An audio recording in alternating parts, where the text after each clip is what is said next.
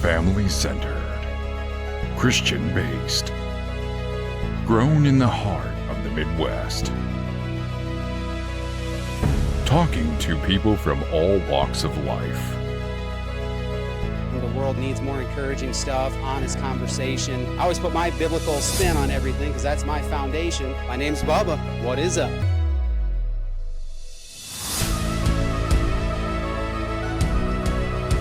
That's a whole nother issue. Yeah. Parents at kids' sporting events right there. I mean, everyone's, we make the jokes. Oh, you don't want to be that parent. You don't want, well, those parents exist. I mean, I've tried, to make sure I wasn't that guy when it comes to my kid in like football or whatever, but you also want to be supportive and want to let them know. But I don't know. There's certain parents that have just crossed.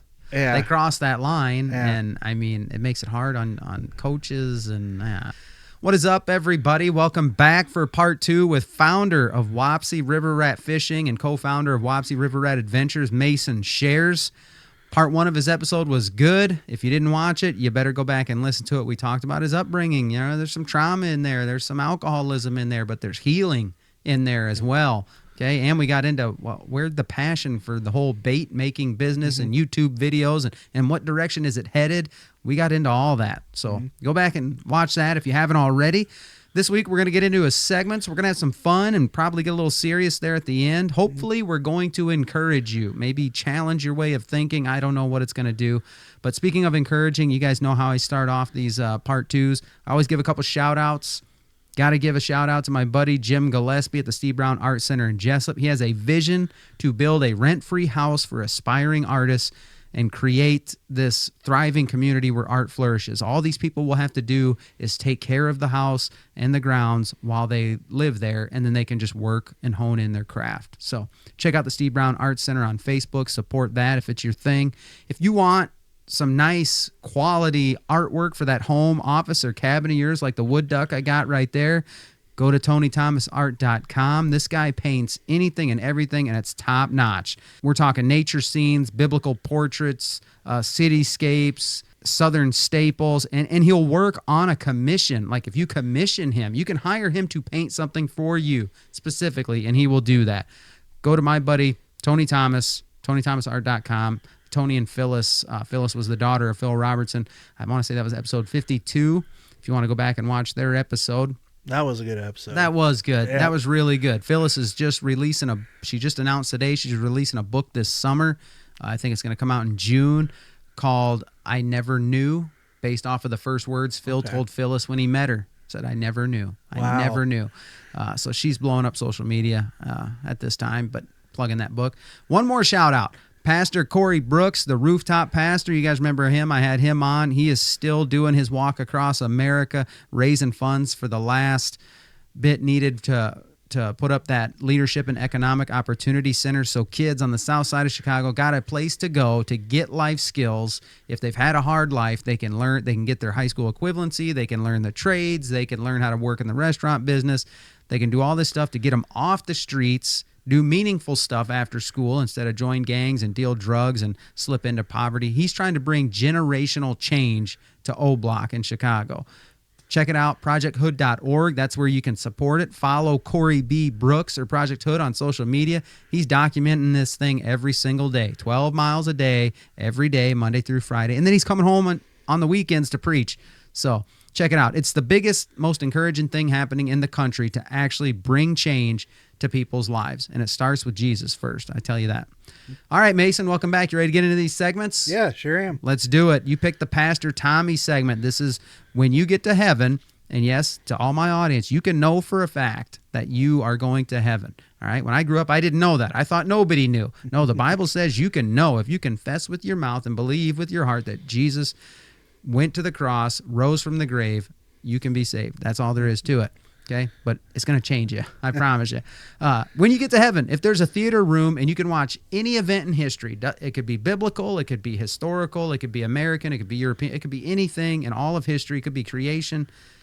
If that room exists, what are you going to tell God to show you? I want to know. I want to see the signing of the Declaration of Independence. Okay. That is the one thing I do want to see because that seems amazing to me. Well, yeah. I mean, that was a heated time. Yep. Everyone, you think, oh, it's just these calm guys in a room. No. Think about what led up to that point and what was going to come after that point. Yep. Like, there was actually, I think it was an HBO series.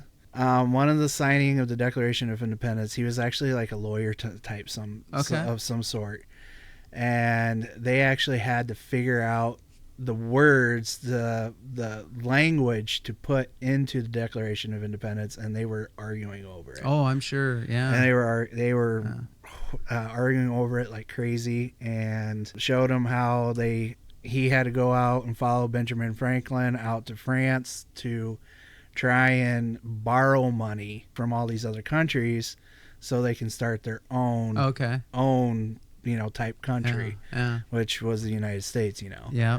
But it showed all that. I think it was on HBO, and I thought it was pretty fascinating. John Adams, that's what it was. Oh, sure, yeah. And it was that was the name of the show. It was like a little mini series. I gotcha. I thought that was pretty interesting. Check it out. Yeah, I think it was Ben Franklin who said it goes down in it was either Ben Franklin or John Adams. I'm pretty sure it was Ben Franklin. Somebody asked him when they came out of that room, and they said, "What kind of Somebody asked him, "What kind of government do we have? A monarchy or a republic?" And he said, "We have a republic if we can keep it." Yeah. There's so much freedom built into the Constitution or the Declaration of Independence and all that stuff that like they even knew back then. Like this is only for a moral and just people. Yeah. If these people deviate from the moral standards of God, then the Constitution isn't going to keep it in. The Constitution allows that to happen, to go whichever way the majority of the will of the people are. And that was a scary thing that it really is the land of the free. Yeah. So, okay. Next segment. I knew you were going to pick this one. Prep for the apocalypse. If it all goes down tomorrow for whatever reason, it could be, military. We get all electricity knocked out. It could be aliens invade. It could be whatever. But just worst case scenario, everyone's on their own. Yep. What's your plan? Where are you going? What are you doing? What items do you need? Well, in episode 1, I kind of explains where I came from. So gardening, hunting, fishing, self-sufficiency, guns, archery. I pretty much can almost do anything and everything. Staying put and taking care of business. Yep. Oh, I like it. Okay. Next segment, guess that movie. So this is one most people don't choose either. This is a good one. I'm going to give you some movie quotes, some famous movie quotes, and we'll give you a chance to say, okay, do you remember what movie that was? Okay. I'll get you, my pretty, and your little dog, too. Wizard of Oz. Oh, 1 for 1. Might have to put a little ding sound effect in here or something. Okay, let's see. That's some funny thing is, when I was in high school, we actually did The Wizard of Oz as a musical. Oh, really? Yes. Yeah. Yep. And I was one of those stupid little monkey guys. That's what traumatized me from that movie. I mean, I come clean to my wife and kids. I said, Wizard of Oz scarred me as a kid. I couldn't finish it. It was those flying monkeys and the witch herself, the Wicked Witch. She scared me. But okay, for everybody, I actually have watched the whole thing through since. As an adult, I did do it just to prove to myself I could. Okay, nobody puts baby in a corner. Dirty Dancing. Oh my goodness, Mason knew it was Dirty Dancing. Wow. Whenever my wife watches that, I just kind of walk by and I go, nobody puts baby in the corner, and I walk off. Oh my goodness. Oh my goodness. Okay. You're doing good. 2 for 2. Take your stinking paws off me, you dirty ape. Planet of the Apes. Planet of the Apes. Who said it? I'll give you a bonus point if you can tell me the name of the actor. Actually, the funny thing is I never watched the movie. Well, this is the old one. This is from '68. Yeah, I don't know who said it, but I've never watched any of the Planet of the Apes movies. Former president of the NRA. Famous actor. Don't have it? No. Charlton Heston. Oh. Charlton Heston. Okay, yes. All right, let me find some other. The only way I know that line is from Big Bang Theory. Okay. It was in that show? It was in that show, yep. All right. How about this one? Merry Christmas, you filthy animal. Home Alone. Home Alone. That's 3 for 3. Wow. Okay. Say hello to my little friend. Scarface. Scarface. Movie I've never seen, but everybody knows that line, right? I've never seen it. I've never seen it either. So. Okay, here we go. You complete me. Wow, that sounds weird saying that to another guy sitting down in your basement. You complete me. Oh, we got him. Do we got him? He's thinking. This would have been mid-90s. That I have no idea. No? No. Jerry Maguire. That was Tom Cruise and Renee Zellweger. You complete me. Yeah. But you said no chick flicks, but I guess Jerry Maguire wasn't. Really I've never seen Jerry Maguire. Yeah. I'm not really. Who'd you say was in there? Tom Cruise. I'm not really a Tom Cruise fan. Okay. Yeah, I'm not really. His Scientology throws me off. Scientology. It should throw everybody off. It's a freaking cult, man. Yeah. Oh. I'm sitting there like the only ones that I like of his is Top Gun. Yeah. Yeah, that's the only thing I like of his. Yeah. Well, no, except for Rain Man. Top Gun and Rain Man are the ones I like of his. Okay. All right. Well, we'll give you a good one right here. They may take our lives, but they'll never take our freedom. They may take our lives, but they'll never take our freedom. Braveheart. Braveheart. Yep. I'm not sure that's right. Isn't it they may take our wives? Because wasn't that the thing? No. In Braveheart, the English were invading Scotland to try and take them over. Right, but didn't they do that thing at the beginning of the movie where they could have any bride? So I thought he always said take our wives. No, it's to take our lives. Oh, because they were wanting independence from England. Right. Okay. Yeah. Yep. Oh, good job, man. Very good. All right, let's get going again here. Okay, getting to know you segment. This is kind of more rapid fire, a little less in depth. We just got some random questions that you picked out here, just so the audience can get to know the ins and outs of who Mason Schares really is. Let's see. If you could meet anyone in the world, who would it be? John Muir and Teddy Roosevelt. All right. Very nice. So the question is, do you know who John Muir is? Does not sound familiar. No. Okay, so John Muir, his parents came from, I want to say, Ireland. He grew up having to memorize the whole New Testament of the Bible. Yeah. Wow. His dad forced him to memorize the whole New Testament of the Bible. He eventually, as he got older, got a job in some industrial factory somewhere. He actually became temporarily blind. But he wanted to see what the country had to offer. So he actually traveled on foot. I don't remember what state he came from. I want to say Michigan, but he traveled all the way to Florida. Went to Florida, and then he was going to try and go over to California. So he hopped on a boat, went down south of South America all the way up to California. Oh, my goodness. Then he actually settled in Yosemite Park, and he lived in Yosemite Park. Well, then he fell in love with Yosemite Park, and he wanted to protect that. It was before it even became a park. And he fought, and he was sending letters to the president to try and make it a national park. Yep.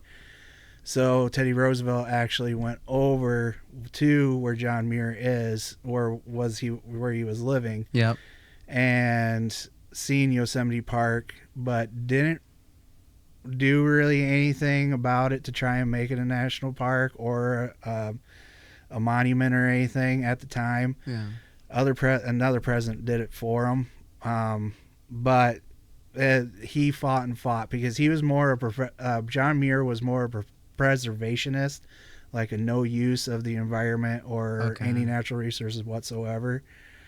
But Gifford Pinchot became the head of the National Forest Department. Okay. Teddy Roosevelt made Gifford Pinchot the head of that because he came down to the saying, the greater good for the greater number of people. Yeah. Okay. I gotcha. Okay. When you're channel surfing, what movie do you stop on no matter where it's at? Bury My Heart at Wounded Knee. Yeah, I love that. Love that little mini series. Really? Yes. All right. Yep. Good one. All right. Top 3 favorite movies of all time. I think I wrote down a whole bunch of You those. did. You did. So you can give me any of them. Okay. I can't narrow my list down either. Top 3 movies. I love movies. John Wick. Okay. Wife hates it. That's more of when I'm in a bad mood, and then I just watch John Wick. Okay. Let him get the anger out. Yep. And Last of the Mohicans, The Revenant, Patriot, and I like it. Dances with Wolves. I like it. Okay. How about favorite Christian movies? Okay. The Blind, Passion of the Christ, Noah, and Exodus, Gods and Kings. Okay. Yeah. So those are my favorite. I know they're a little Hollywoody, but yeah, some of them are. I still enjoy them. Yeah. You had one more on your list in the stuff you sent back to me. You had one more. You just named them all without reviewing them. You named them all but one. Which one was it? Nefarious. Oh, yes. I just plugged Nefarious. that. I plugged that in the episode before yours. Yeah. Man. Great movie. I forgot about that movie. I had to search it on my Roku because I heard of another podcast talking about that. And I'm like, I want to see that. Yeah. Wow. Yep. The Nefarious movie, the fact that it was like pretty much written by a guy right here in Iowa, Steve Dace, it highlights everything wrong with our way of thinking as sinful human beings. And it's that psychological thriller that everybody loves. And you just think, well, how does that show that? Because this guy is possessed by a demon, and the demon mocks the decisions we make and how we try and make what we're doing right, and the demon knows it's all wrong, and he's just got us fooled. Yeah, like I loved it. Very well done. I mean, it creeped me out, but it was really good. I loved it. Yeah, it does a little bit. Okay, dream job, worst job. I don't think I wrote down anything for my worst job, but my dream job was park maintenance worker. Yeah, there you go. Yeah, that's the one job I really wanted, but it's hard to get into because they say you need a 2-year degree, but they always hire a 4-year degree. Sure. And it's one of those deals. It's like, do you really need a 4-year degree to become a park maintenance worker? And I was like, I'm a farm boy. I know, and summer jobs, I watch them help them out. Yeah. You don't really need much of an education for it, but whatever. Life experience counts for something, people. Come on. Favorite restaurant or fast food? Favorite restaurant, Costa's. Nice. Shout out to the hometown restaurant here. Did you hear they bought the grocery store? Yes. Yeah. Yeah. Costa's Groceries coming up. Yep. All right. If you're on death row, what's your last meal? It's pretty much all seafood except for mussels and clams. Ugh. I can't do that. Yeah. Just because, I mean, crawfish, lobster, walleye, catfish, crappie. Yeah. Crab legs. Crab shrimp. legs, yes, love it. Shrimp, everything. Nice. Along those lines, yep. Good choice. The reasoning why is because growing up, we always had pork and beef because we raised pork and beef. I'm like, can we get some fish in here? Yeah. And my favorite food is fish, any type of fish. I love catfish. Yeah. I love catfish. Love it. Who's your favorite Robertson from Duck Dynasty? Is this a tie for first? Because you gave me a bunch. Yeah. So it's pretty much they're all on the top. Okay. And it's, Cy, Jace, Martin, Godwin, and the top dog of them all. Who's the top dog? Phil. Yeah. Man, he's the patriarch. Yeah. Very nice. So, all of them. I love all of them. Okay, I got to keep this one in there. One thing you love or appreciate about your spouse. The women always love this. She is probably the best mother I have ever seen. Yeah. She puts her children before herself. She puts them before me. She protects them. She watches out for them. She gets them ready for school. They pack their lunches for them. Anything, if she can give them whatever they want, she figures out how. Love it. Because she came from a broken home just like me. Yep. She knows how it feels. I mean, I know it might be spoiling them or whatnot, but we do set boundaries for them. Good. And we make them do chores before they earn anything. Yeah. But there's times where we do have to get after them about certain things, which kind of gives me a little bit of flashbacks of the way my dad was. Yeah. Which is hard. Yeah. But it needs to be done. It does need to be done. What's the Bible say? Spare the rod, spoil the child. Like if you don't do that, like they have to learn the boundaries. Yep. They have to learn the discipline. And people think discipline means punishment. Discipline doesn't mean punishment. Yeah.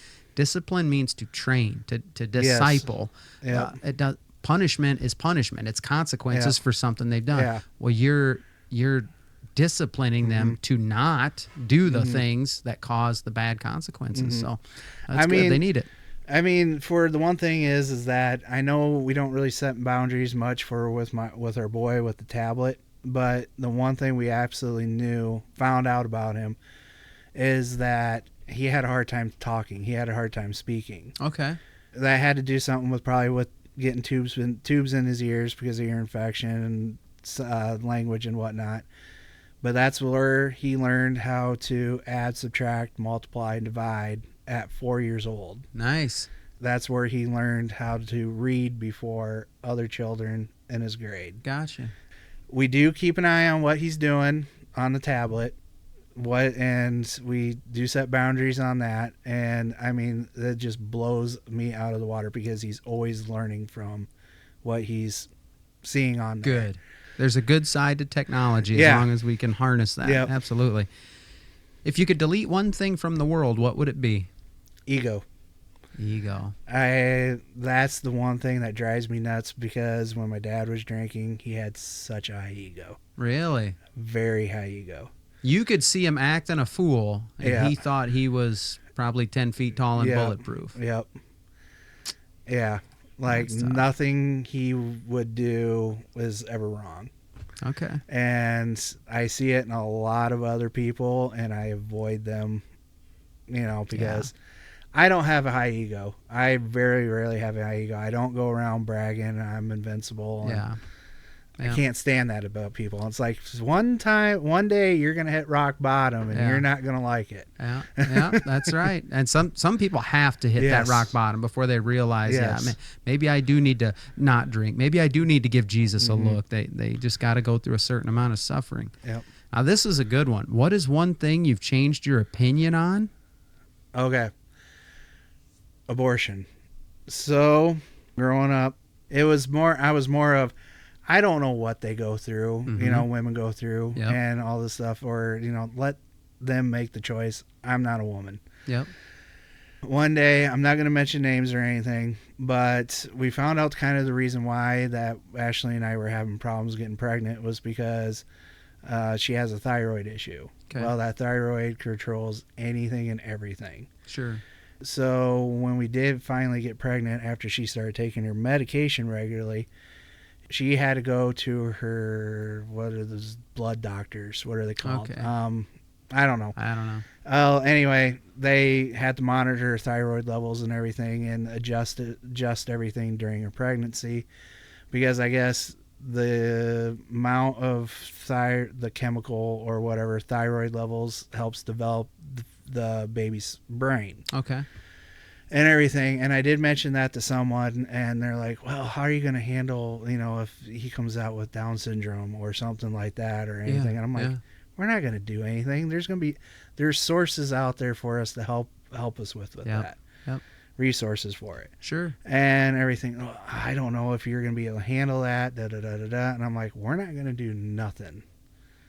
We're not going to have an abortion. We're not going to do anything like that. We're going to have the child. Yeah. But I did tell my wife, though, that if I have to choose between you or the baby, I choose her because I will have no idea what to do. Yeah. I would not know what to do at all. Yeah. Because I didn't grow up around with any young kids. Sure. I wasn't taught any of that or anything. Yeah. So. Yeah. And that's, I can appreciate the people who land there. I've had another previous guest say that exact same thing, sitting in that exact same chair. And so that's the one I can defend the pro-life issue night and day. I mean, I can give you all the information. I can show you everything. I mean, It still comes down to a moral choice if we can play everything out. But when you say that, okay, I'm going to choose, if my wife's life is threatened, I choose my wife or my kid. So that's the one issue I start digging in on more. And I still need to do more, but I've done quite a bit. You can still give that baby a shot at life. The baby has to come out then. Yeah. In the rare case that the life of the mom is threatened. So if that baby's got to come out, why do we got to kill it first? You know what I mean? Yeah. We can perform heart surgery on true. these babies in the early trimesters. How can we not, provide life, whatever the earliest, Google the earliest premature baby born. You know what I mean? Yeah. People thought that wasn't possible. Yeah. Like, there's no way. Well, there is a way. At least give the baby a shot at life. If the baby's coming out, let's just keep it alive. And I think that was from ignorance at the time. Yeah. And oh, sure, yeah. Yeah, ignorance at the time and everything, because whenever I asked questions or anything, what it was back when my mom was pregnant with her, she was like, well, we didn't have, sonograms or whatever they call them now. Yeah. Or anything like that. They were just guessing by just looking at you. Yeah. There was no photos, there was no nothing or anything like that, because I came out, when I was born, she had to have an emergency C-section on me. I was in the hospital because I ended up with some sort of infection, so I was in there for 2 weeks. Okay. Because they didn't have any of the technology that they have now. Yeah. So I think at the time, I was probably thinking out of ignorance, because that was like 7 years ago, 8 years ago. Yeah. And that's all you can ask anybody who's on either side of the issue is, are you at least willing to look? Because I'm willing to have those conversations. Yeah. I've studied women who have had them. I've talked with, I can't say I've talked personally, I guess, but I've listened to them tell their story who's had abortions and who are still pro-choice. I've listened to women who've had abortion and had regret and had to find healing and why they're pro-life now. I mean, I have covered everything. I've heard every story, everything you could possibly do, and I'm willing to have those conversations with anybody, no matter what side of the issue they're on. I would hope they'd be willing to do the same. Yeah. And there's ministries out there on social media, Abolition Rising, all these different things. I've promoted them on the podcast here before. Live Action, started by Lila Rose. Follow Live Action. They do such a good job at showing people, this is actually what a first trimester abortion is. This is what the abortion pill does. This is what a third trimester abortion looks like. And it's just like, if you're just willing to look at it, if you say you're for it, and then you're willing to watch the procedure, and then a lot of these people say, I had no idea. Abortion just sounds like this medical, painless procedure. And it's like, well, some of these abortions, they're literally ripping the baby limb from limb. Promise Keepers, famous men's ministry. This guy's going on college campuses, and he's trying to get conversations going with people. And he starts by saying, hey, our shelters for our animals are overrun in this area, and they're having to just put these dogs down. They're having to put these cats down. Will you sign this petition to help keep them alive so we can find them good homes to go to? Yeah. And a lot of these college kids, oh, absolutely. And then he flips the page and he says, we also have the same problem with babies, with human beings. Would you sign the petition to keep them alive? They're being killed because they're an inconvenience, or the time's not right for the mom. Are you willing to keep them alive till we can find them a good home? He's talking about adoption or whatever. And a lot of them won't do it. And it's just like, you respect the animal more than a human being? I get it. I get it, what it does to a woman, and I want to respect that. But once you can accept the fact that that's a human life in there, that changes things. Because every life has value. And that's where I want to get the conversation. And anybody listening out there, I'm willing to have those conversations with you. Well, and then after after we had Killian, we have Adeline, I'm like, there's no way I could have done it. After having them. Even though my daughter is a little terrorist and my boy's like he's some days he's a little terrorist too, but not as bad as my daughter. There's no way I could have done it. Yeah, I know it. Okay, let's go to a lighter one. This is the last of the fun segments. This is how the turntables. That's a shout out to Michael Scott from The Office, where you get to kind of turn it around on me. And you said you want to do something different with this though, because you and your wife have a disagreement about how to pronounce certain things, Yes. and you wanted to kind of turn it on me and say, well, how do you say it? So I'm kind of a Okay. third party objective. What am I solving here? All right. Creek or crick? Oh boy, you want the correct answer or? However you say it. I say creek because I didn't grow up in the country. Okay. If you grew up in the country, it's crick. Okay. So I grew up saying crick. Now that she's hounded me so many times, I have switched over to creek. Yeah. But there's times where she does catch me when I'm talking to my parents and I say crick, and she's like, I just have to say it. You said crick. And I'm like, sorry. I'm sorry. She goes, how is it spelled? And I'm like, it depends. I was like, crick is in the dictionary. She goes, no. If you look at the sign, it says creek. Creek, yeah. She's got you on that one, but that's just the country way of saying it. Yeah. It really is. Yep. So what about hot dish or casserole? Wow. I want to say I heard casserole a lot more growing up. Okay. I really did. But at church, when we do potlucks once a month. We make sure and get together and break bread. And I don't think I think right in the thing it says like bring your favorite hot dish or side dish to share. It never says casserole anymore. Oh, okay. But growing up I heard casserole. Yeah. I've heard casserole growing up. I never heard of hot dish until I met her. I'm like, what is a hot dish? She goes, like a casserole? I'm like, why can't you say casserole? All the things that... Yeah. It's like when I ask her, I'm like, okay, since you're from the north, do you say Davenport or do you say couch? She goes, couch. Oh my goodness. Because my grandparents came from Wisconsin and she always said they always said Davenport. My wife's grandma's from Minnesota. She says Davenport. Yeah. Stop wrestling on the Davenport. Yeah. What the heck is a Davenport? Yes. Yep. Yeah. So it's one of those things. It's like her and I go back and forth.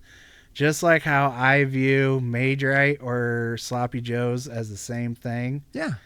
She goes, no, they're different. They are different. Yeah, they are different. But to me, they're the same thing. Because a Maidrite's more just loose meat. Yes. Sloppy Joe has to have that tomato, something to hold it together. Yeah. Right? That's the only difference. Yes. Yeah. It's like, to me, it's the same thing. I'm like, then what's a crumble burger? And she goes, it's a crumble burger. And I'm like, I've never heard of a crumble burger. Now you just blew my mind a little bit here. The crumble burger That's a Maidrite. That's got to be a Maidrite. Yeah, almost like a Maidrite. She goes, it's a crumble burger, but she views it as all different. Oh my gosh. Yeah. So it's wow. Her and I go back and forth on it. She's like, it's not the same thing. My last episode I did before yours, it was actually a buddy co-hosted or like took over the host chair, and he got my story and did segments with me for some reason. He wanted to do that. And he asked me about different things that we said down south compared to up here. Mm-hmm. So the bigger gap. So like, I mean, what you guys always called soda? What up here? We call it pop. Pop, right? You ever in Seattle or anywhere else? Have you heard any other different terms? They say soda over there out in the Seattle. West. Yeah. Okay. They say soda. I heard down south they say Coke. That's it. Yeah. You're right on. Yeah. That's what we said growing up. And I guess out east they say Coke. Okay. Or no, they say soda too. But we call it pop up here. Yeah, it's always Coke down south. If you're in Louisiana, Mississippi, it's Coke. And my friends were like, Coke?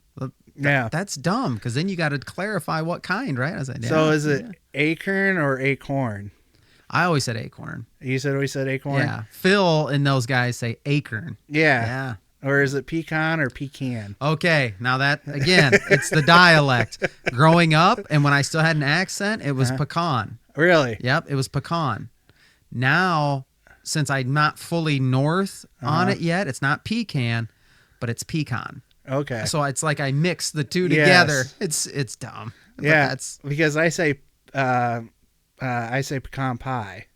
That's the correct Southern way to say it. Okay. Yep, pecan. Yeah. So because who do I watch on YouTube?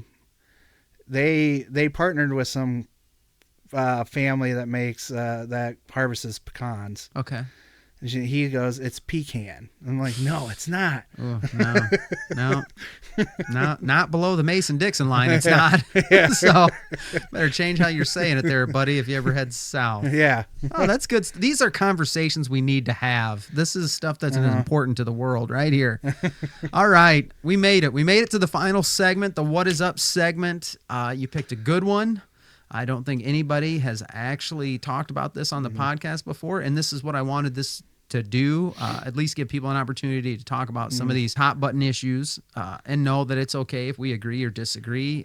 And some of these are sensitive, and I'm willing to have conversations with anybody. And you chose mass shootings, school shootings, mass shootings. Yeah. So let's get into it. What is up with the rise in mass shootings, or is there a rise? I don't know. How are we gonna? I'm not so sure if there's a rise in mass shootings or if it's just rise in complete evil or mental disabilities, or however you want to view it as. Sure.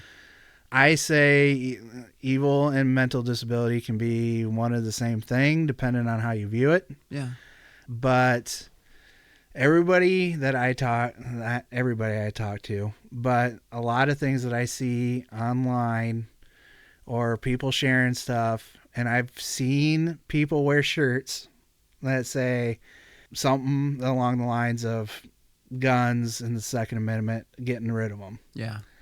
One of the shirts I saw somebody wear that says, women need to have the same amount of rights as your guns do. And I go, okay, apparently you do not know the restrictions that guns already have, and you sure do not need the same restrictions as those guns.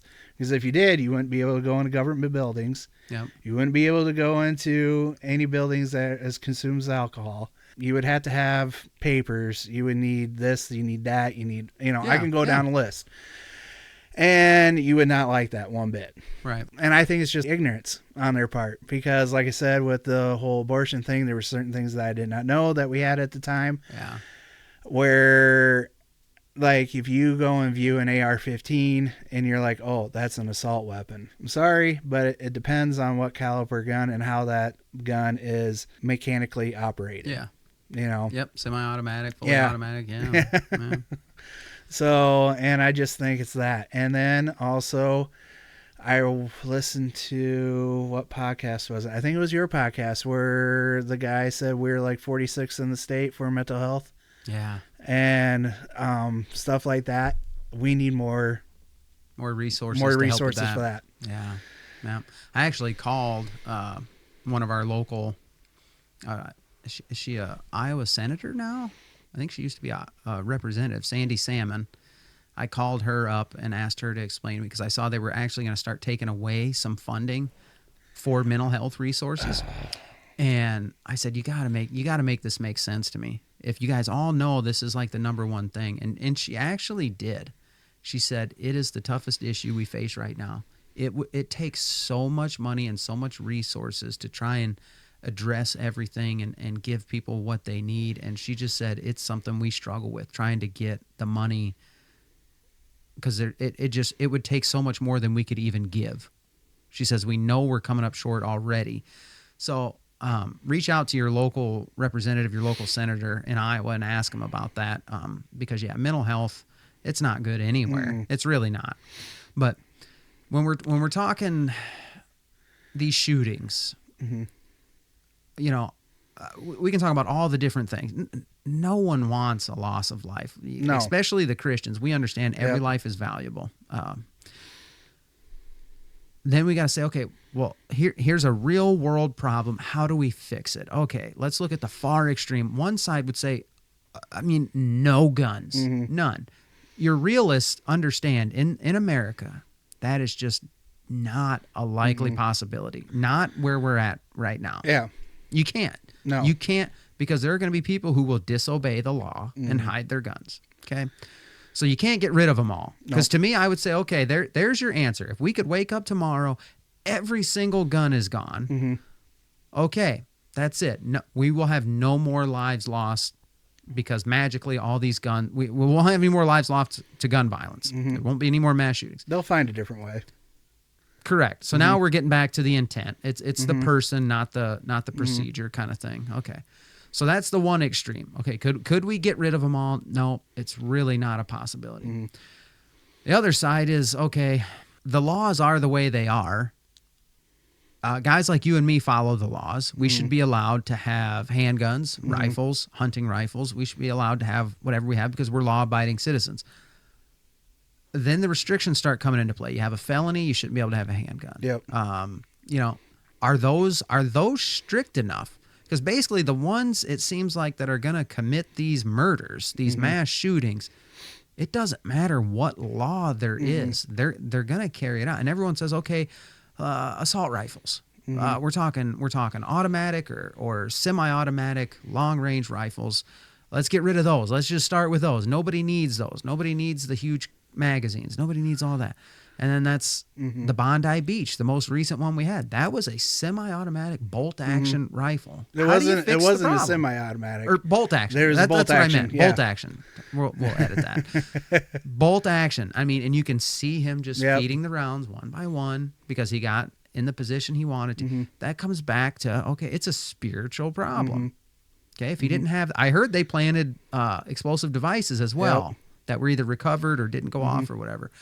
You got the Boston Marathon bomb. You got, people are going to take the lives, and people like us are going to follow the law, and the bad people won't follow the law. Yeah. So if you pass even more gun laws or take away guns from us, we're going to be the only ones who listen because we abide by the law. The ones who want to do harm, the ones who have evil in them, the ones who have mental issues, they're not going to abide by the law. Yeah. So then you just weakened the rest of us as well. And so that's the other argument that I like. They say make the targets harder. And I think they see good results from that. When you harden the target of a school, right?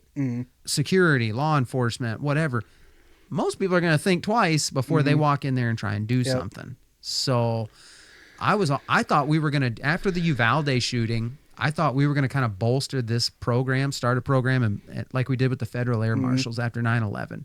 I was at Hawkeye for police science at the time, and I remember seeing posters going up saying, federal air marshal program, this, that, and the other thing, get involved, sign up, all this.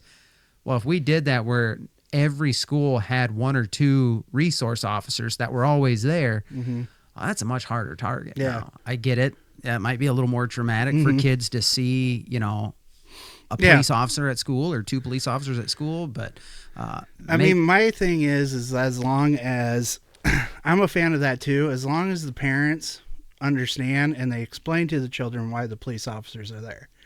Let them know they're a friend, not a foe, not anything to be scared of. Yeah. And explain to them, even though that they are going to be little, they're not going to quite understand. Just say, like you said, they're a friend and a foe until they start getting older and start explaining why, more of the reason why they're there. Yeah. Because there was a few times where, like my boy, when he was on his tablet, and he'd ask us something. Well, can I play on this? And it was that stupid Roblox game, And I said, no, let me look into that, a little bit more. We found parental restrictions to where he can't talk to no one. Okay. So we were got him onto that. So he runs around, does his own thing. Well, then he found another one to where he wanted to go into, but we would have to approve it. And I said, no, we're not going to do that. And he'd ask why. And it's like, okay, bud, you got to understand that in this world right now, you only know the people that you know. Okay. So name off a few people that you know. And he named them off and said, so you know those people. But do you know this other person, and do you know what that person is like? And he didn't, and he's like kind of looking at me. You don't know if he's going to hurt you. And I said, this world is full of people that are absolutely nice. There's more nice than there are good. I mean, more nice than there are bad. Yeah. I mean, those bad people are the ones that we don't want you around. And those people are on this game trying to harm you. Yep. Yeah. So and I told him, so that's the reason why I'm saying no. Excellent job. Excellent. Yeah. So, and then he kind of understood. And another thing, he's at that age where, so like I take him out to the public areas and, public grounds and everything. He's at that age where I had to explain to him what a gun is, that the gun's not a toy. Yeah. You don't touch these at all whatsoever. Yeah. Even the BB gun that I have and I want to shoo off of, I don't know. Crow or whatever. And I was like, you don't touch that at all. I was like, I'll let you shoot the BB gun as long as I'm there. Yep. Or your mom's there. Yep. But don't touch it when no one else is around. We keep those guns locked up, even the BB gun. And so I had took my handgun out and I went to put it on, and he looked at it and I'm like, you don't touch this. Yeah. You don't touch this at all. You don't play with it. You don't do nothing with it. I specifically bought this gun because there's kind of like a 2 safety type deal onto it where you have to have enough hand strength to hold on to the handle. So that's one safety, but then there's a lever for an actual second safety. Okay. So he wouldn't have enough hand strength to squeeze that and pull the trigger. Plus there's a little touch, say something that's on the trigger that you lightly touch until it becomes even or flush with the actual trigger and the gun goes off. So I was like, you don't touch this gun whatsoever. You don't even consider carrying it, holding it whatsoever, because this is not a toy. Not a toy. Yeah. And he goes, okay. And I was like, you see any child or any friend that has a gun like this in their hands, you go tell an adult. You don't go near him whatsoever. You take off running, whatever. And so I went to go take him out to a public area, with me to go fishing somewhere. And I told him, I'm carrying this just in case that someone is bad, and I'm just using it as a deterrent. Yeah. And I said to scare that person off, just in case they want to harm us. Because one of the areas that my buddy and I go and hunt is Seven Bridges. Well, Seven Bridges is the area that those 2 girls were, taken out to and killed. My buddy and I, we hunt that place regularly. We were even questioned by the DCI and everything, and they were trying to get information if we knew of anything, if they were out obviously trying to figure out if we were the people that done it. So I had to mark down where all my tree stands were at, the reason why our tree stands were there, whatever, where were we when the girls were taken, whatever. And by the way, I was up at Saragordo County when that happened. I remember because I was staying at my wife's mom's place, my mother-in-law's place, and she had it on the news, and I was like, whatever. I was tired. It was hot that summer. I was going to bed. So my buddy and I, we run across a lot of people out there that are homeless. Don't know why they're out there or even how they get out there. Right. Yeah. We found meth labs out there. We find other people, yelling and screaming at us because we're hunting out there, or weird stuff. Weird people show up there. So I just carry it just in case I need it. Yep. And so that was one of those deals where I was taking them out to a public area. I didn't know who I was going to run into. I had the right to carry it, but guess what? Nothing happened. I never had to pull the gun out. So why blame the gun? Yeah. I hate to say that, but I'd rather protect my boy, protect myself than worry about that. I mean, Phil Robertson said, what do you always say? If you come down here looking for trouble, we'd rather have a Bible study with you, but the AR right here is right next to my chair. Yeah. Yep. So that's how I feel. Yeah. The same exact way. I hate to say it, but I know. That's the way this world is. But that's your right to self-defense, to protect yourself. I mean, that's what the Second Amendment was. It wasn't for deer hunting. No. The Second Amendment was in there, and I get it. Biden made it very clear. He said if you're going to take on the federal government, you're going to need a lot more than whatever guns you got. Yeah. I understand that. Yeah. That was a real statement. He said it made sense. I get it. Well, it's kind of funny. He's like, you can't own a cannon. Actually, you can. Yeah, you can. But yeah, no. If I you, get what he was saying, but it. he was like, at the time you couldn't buy a cannon. Well, actually, there was people that did own their own cannon. Yeah. But so how do we fix it? If we're talking about what's your take? How can we improve on the issue? So my thing is if you don't know anything about guns, look them up. Teach yourself about them. Oh, the course is available now. Yeah. You could take someone who knows nothing. Yeah. Go through a safety firearms course. Yes. And you could be pretty proficient. Yes. Yeah. I mean, I'm not up to it as much what my buddy is. My buddy is a gun nut. Like if I have a question about a gun or what this 5.56, Creedmoor is, I'm going to call him. Yeah. But I know enough to where I know that the gun's not the issue a lot of the times. Like I explained to you one day, 2 days ago, that I had a family member post something on Facebook after the Las Vegas shooting. Mm-hmm. And it was saying, it was another post she shared that somebody else made that said something along the lines, you don't understand, I work in the hospital industry, you don't understand what an AR-15 round does to the human body, what it does to them on the inside of them. And I had a lot of questions about that. Okay. I was like, okay, what kind of AR-15 are you talking about? What kind of round was it? Was it a hollow point, or was it a soft tip, or a full metal jacket? How much powder was in there? What kind of casing did it have? Yeah. Okay, what kind of twist did the barrel have? Yeah. all that's going to determine the destruction upon impact. Yeah, and I'm like, okay, that's my list of things. Okay, so if you're saying an AR-15 does this much damage, well, like I explained to my family member, I was like, there is all different types of AR-15s. Lots of variables. And I was like, and I listed a few out, and I said, then you need to take a look at what type of bullet there was, what kind of casing, how much powder was in there, like I just said. Yeah.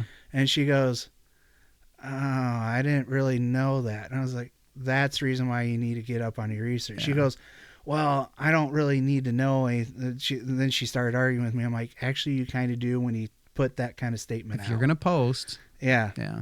Or at least be willing to be educated to gain more, because there's stuff we all have some level of ignorance about various topics. Yeah. We can always stand to learn more about any issue out there. Don't be too proud to ever say I could learn more, for sure. Yeah. Well, and like my mother-in-law, she goes, I don't care. If there's something happens to this world, I'm going to your house. And I go, well, sorry, I only have one type of self-defense weapon besides a shotgun. Otherwise all my other ones are just hunting rifles. Right. I'm like, I'm not going to do as much good as what my buddy would do. Right. My buddy, he has all different kinds. As an arsenal. Yeah. And so then that brings up another question. It's like, okay, so we get rid of the semi-automatic rifles. So now everything's bolt action or pump shotguns or whatever. You really don't. I get it. Okay, now the number's going. You really don't think people are going to walk in and start, people with those intentions are going to take our 12 gauge shotguns and they're going to do the same thing. Yeah, exactly. Because you got buckshot, you got self-defense rounds for shotgun, you have deer slugs. I mean, even birdshot can do damage. Oh yeah, it's going to do a lot of damage and spread and hit more people at one time. Yeah, and so I mean, it might not kill the person, it might leave them blind, but it also, you have, two veins on your neck exposed that can birdshot. That's all it takes. Yeah. So and we could even go down to just handguns. Okay, so now shotguns, rifles, everything's gone. Well, now we're down to just handguns. Yeah. So. Well, what can you say more? I mean, people complain about handguns also. Yeah. I mean, you got black powder handguns. I mean, you can leave us down to that, but it's still going to cause damage. Yeah. So that would you leave us with single shot. Yeah, one load at a time. I mean, Civil War style. Yeah, and I would not want to get hit with those. No, that's at all, because you don't know where that round is going. No, because they just pointed and prayed. And that's why they had the second line ready to go, because they knew 50% of them weren't hitting the target Yeah, anyway. yeah. Oh, yeah. So, but then it comes down to, okay, knives. Look at how many stabbings there are in this world. Yeah. And then if you take away the knives, then what are you left with? You're left with, okay, sticks, stones. Yeah. They're Native Americans, Mayans, Yeah. So okay. So I'll at least give them that. If we were able to get down there, a person with 100 rounds sitting outside a hotel window shooting at a crowd of people is going to get a lot more people than me walking into a crowd with a couple of knives. I can understand that. I really can. Again, our Constitution allows us the Second Amendment to defend ourselves, so we can't take that away because we would be the ones to live by that. So what's the root cause? And I think we're on to it. It's a spiritual problem. Call it mental illness in some. Maybe they're being oppressed. Yeah, there's a spiritual and a mental illness. It's a mind or a heart problem. Because that person that shot up the Catholic Church, I mean, they were leaking out all the stuff that he had out on YouTube, posts, whatever. And then he drew a picture of him looking in the mirror and the person that was looking back at him. I think it was the head of a goat. Well, what's that explain? Satanic. Yeah. Yeah. So, I mean, there's that issue. Yeah. And plus, you look back on his background, there was some mental health issues there, for this background. Well, yeah, a lot of them too, in recent years had something to do. They had some gender issues as well, and had probably experienced some of these cross-sex hormones and things. And it's like, whenever we get into that stuff, I'm like, God made us a certain way biologically. When you want to start altering that, what do you think? We're going to have problems. And I'm not blaming it all on the whole, transing the kids stuff, but it's clear to see a couple of them were struggling with their identity, and that's just a deeper issue. That's not a biological issue. That is a mental issue. I'm sorry. It really is. Yeah. So. Yeah, and it's one of those deals that we need to step that into it. But then we're also crossing the boundary lines with mental health. How does that person know he's mentally ill? Or that person is mentally ill. Yeah. He don't know anything than what's past his head. Yeah. Yeah. So how do you determine that? Right. We got a guy right here outside of town. Everyone in our area knows who it is. Yep. And the thought in our house is, man, if he would just get some help, he could. That's very treatable.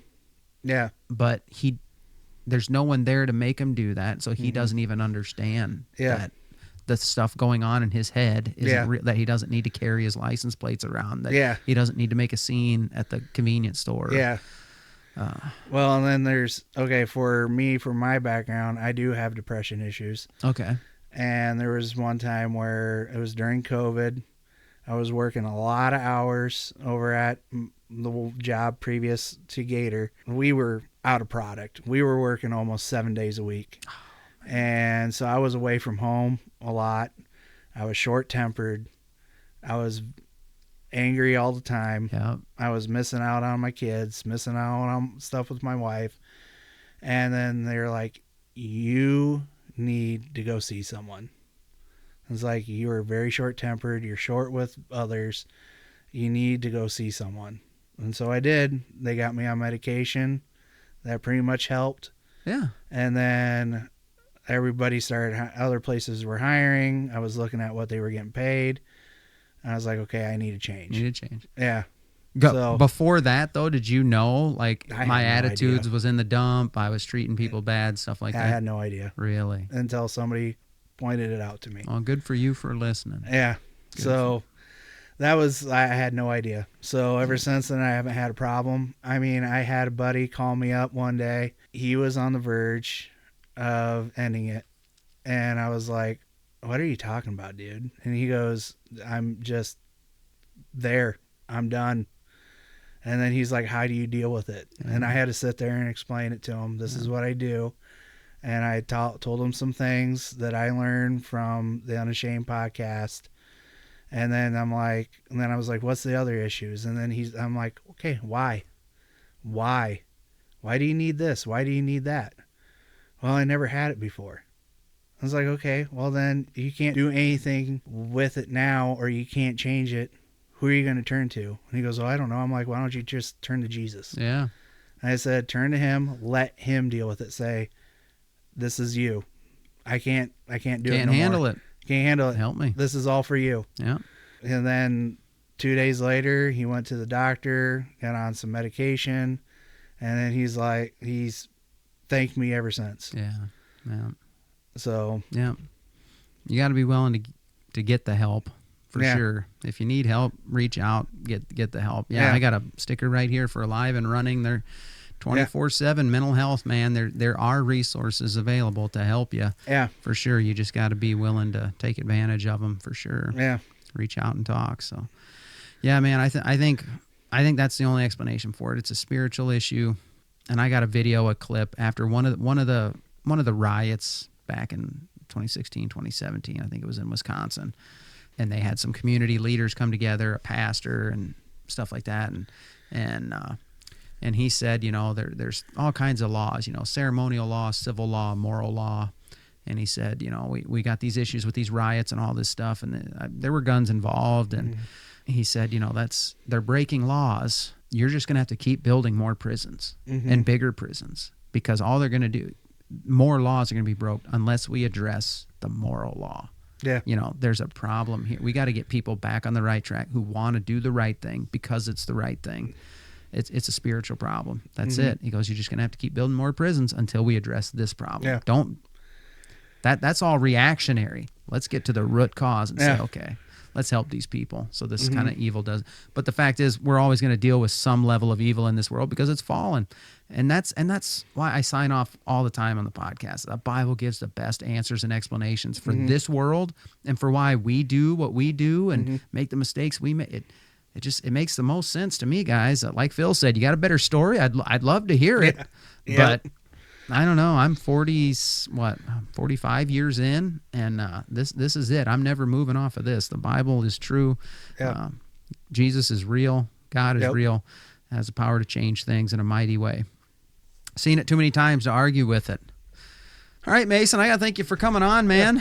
This is it. Part 2 in the books. How can people connect with you on social media and YouTube? We didn't talk about it much in part 2, but if they want to see what you're doing with making the fishing stuff, the fish and tackle, and what's to come, I'm excited to see how it grows from there. How can they connect with you? On Facebook, Instagram, it's Wapsie River Rat Adventures. On YouTube, there's 2 channels. There's Wapsie River Rat Fishing, and then the second channel is Wapsie River Rat Adventures and Podcast. Nice. Very well done. Very well done. Check them out, guys. Give them a sub. Check them out. Help them grow there. I think you got more followers on YouTube than I do, so you're doing better than I am. My goodness. Yeah. All right. So, well, this was a lot of fun. This was good discussion, especially at the end there, because that's hard. How do we solve that problem of mass shootings? That is a tough situation we're in. So, but I'm sure you encouraged our audience today. We had some fun as well. Yep. Hopefully, the conversation at the end got people thinking a little bit about what is up when it comes to life. Guys in the audience, have you ever caught yourself looking around and asking what is up? That's kind of why I started this thing. Like, maybe you guys got questions about life that have always seemed confusing to you. You know where I'm going to point you? Up. We got to look up. Go to God and His Word. He will truly show us what is up. Gives the best answers, the best explanations for why the world is the way it is and why human beings are the way they are, myself included. So if you're struggling or you want some help or you want to know more, let me start with this. No matter who you are or what you've done, God wants a relationship with you. You can bank on that. That's why you were created. But it's up to us to choose Him. That's where everything you want, the hope, the joy, the peace, the best things in life, that's where it comes from.